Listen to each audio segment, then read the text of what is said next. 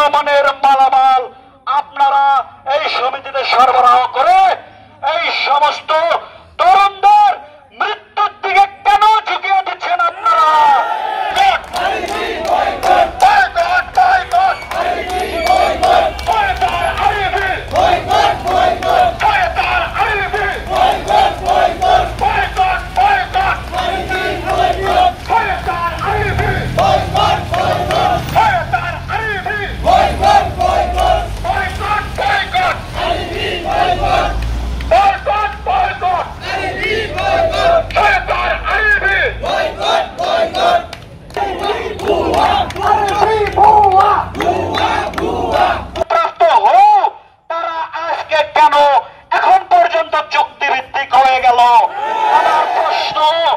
আপনাদের বিবেকের কাছে প্রশ্ন, আপনারা নিজেরাই এই নিয়োগের মাধ্যমে এই তরুণ জনবল নিয়োগ দিয়েছেন, তাদের আজকে নিম্নমানের মালামাল আপনারা এই সমিতিতে সরবরাহ করে এই সমস্ত তরুণদের মৃত্যুর দিকে কেন ঝুঁকিয়ে দিচ্ছেন আপনারা?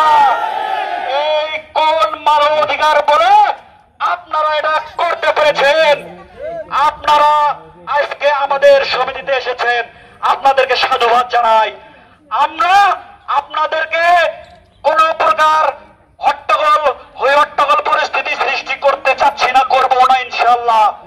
আপনারা সুষ্ঠুভাবে ফেরত যান, ফেরত গিয়ে চেয়ারম্যান মহোদয়কে পৌঁছে দেন যে তাদের দাবি যৌক্তিক। আপনারা যদি মুসলমান হয়ে থাকেন, মুসলমানদের ইমানি দায়িত্ব হচ্ছে অন্যায়ের বিপক্ষে কথা বলা। স্বৈরাচার প্রতিষ্ঠান বিআরএবি কি অন্যায় করে না? অবশ্যই আপনারা অন্যায় করেছেন।